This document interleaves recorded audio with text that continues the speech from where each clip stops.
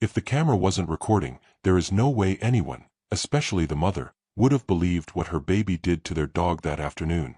Not even in her wildest imagination. At first, it looked like nothing more than a toddler wobbling around the living room on unsteady feet, babbling nonsense and gripping his favorite stuffed rabbit. But what happened next, what the camera actually caught, made the mother drop to her knees and burst into tears. And it all began on a quiet Sunday morning. Mia had been cleaning the kitchen, humming softly to keep herself awake. Parenthood had turned the concept of rest into a distant fairy tale. Her 10-month-old son, Noah, had recently learned to walk. Well, more like fall forward while moving his feet. And their 4-year-old golden retriever, Max, was his shadow. Wherever Noah went, Max followed. Wherever Noah fell, Max tried to cushion him. They were inseparable. Adorable. Perfect. But that morning, something felt off. Max wasn't acting like himself. Normally cheerful, tail always wagging, he now sat silently, eyes fixed on Noah as if studying every little movement. His tail didn't wag. His ears stayed forward. He stayed tense, alert. Max. Mia laughed nervously. Why are you looking at him like that? Max didn't move. Didn't blink. Didn't respond. Just stared. Mia shrugged it off. Maybe Max didn't sleep well. Maybe he heard thunder far away. Maybe he sensed something outside. Dogs are weird sometimes, she muttered and returned to the dishes. Right then, Noah let out a squeal, happy, excited, and toddled toward Max with his arms open wide. Max immediately stepped backward, lowering his head, ears pinned flat. Max, what's wrong with you today? Mia frowned.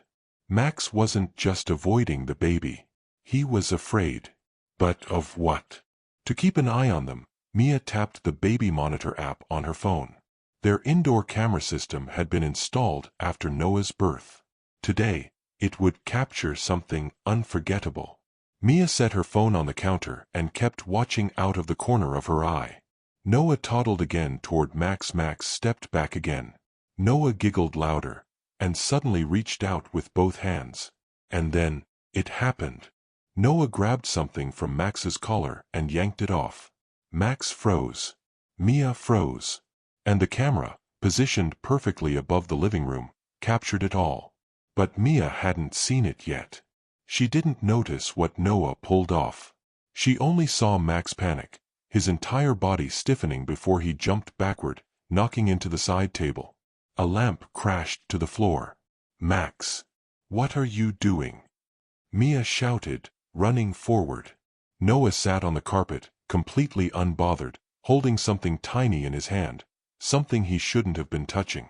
Mia didn't see it at first. She was too focused on the broken lamp, too startled by Max's sudden distress. Noah, sweetheart, are you okay? She asked, picking him up. He giggled, holding his closed fist in the air, showing her something. That's when Mia saw it. A small metallic object. Round. Silver. With a blinking red light. Her heart stopped. No. That wasn't. What is that? She whispered, reaching for it. But Noah pulled it back, smiling. Max growled, not at Noah, but at the object in his hand.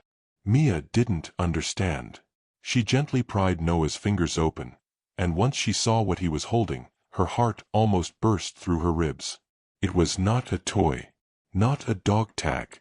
Not anything a baby should ever hold. It was a tiny camera. A spy cam.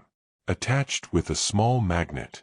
Max had somehow gotten it stuck under his collar, and the baby ripped it off. What is this? Mia whispered, horrified.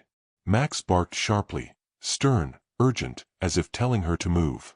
That's when Mia remembered the indoor camera still recording everything. Hands shaking, she opened the baby monitor app and rewound the footage from 2 minutes earlier. The moment the recording resumed, her stomach twisted. The camera showed Noah approaching Max, and behind Max, at the far corner of the living room window, a shadow moved. Someone had been outside, watching through the window, recording them. No, no, no, no, Mia whispered, covering her mouth. Max hadn't been acting strange. He had been warning them. Even more terrifying, the footage showed Max deliberately positioning himself between Noah and the window. Every time Noah moved, Max adjusted his body, blocking the camera's view. Max wasn't afraid of Noah. Max was afraid for Noah. Her dog had been shielding her baby from whoever was outside recording them. Mia grabbed Noah with one arm and the tiny spy cam with the other and rushed to lock the doors. Her hands shook so violently that she missed the lock twice. Okay, breathe, she told herself. But her fear only grew when she opened the spy cam's back panel. Inside, there was a micro SD card, meaning the person who placed it could have recorded days of footage.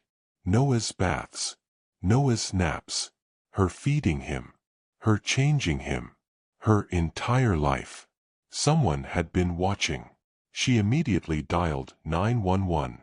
"Ma'am, stay inside, keep your doors locked," the dispatcher said calmly. "An officer is already on the way." Max stood at the front door, growling low and steady, teeth barely visible, ears stiff. Protecting, guarding, watching. 10 minutes later, police arrived. They checked the yard, the windows, the entire property. And then the officer returned holding something in his gloved hand. Another tiny magnetic spy camera. This one stuck to the outside of their living room window frame.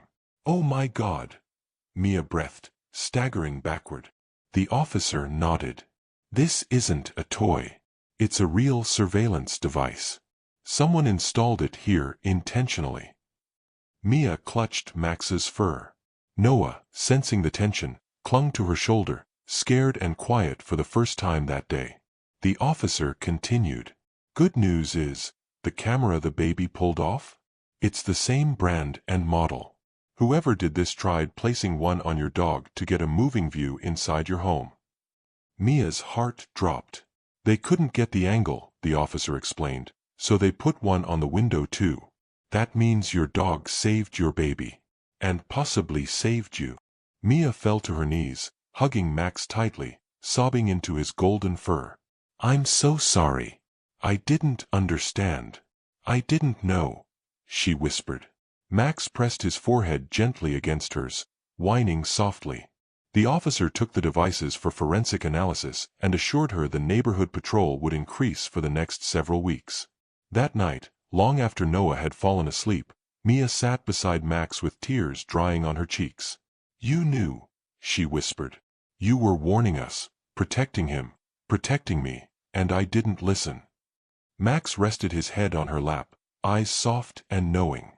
No judgment, no anger, just quiet loyalty. The next morning, Mia installed new locks, updated her home security system, and moved Max's bed permanently beside Noah's crib. Not out of fear, but out of respect. Because sometimes the protector isn't the one with badges, gear, or authority. Sometimes, it's the one with 4 paws, gentle eyes, and a love so pure it notices danger before anyone else can. If the camera hadn't been recording, Mia would have never believed what her own baby revealed that day. But thanks to Max, her son didn't just stay safe, he survived something she never saw coming.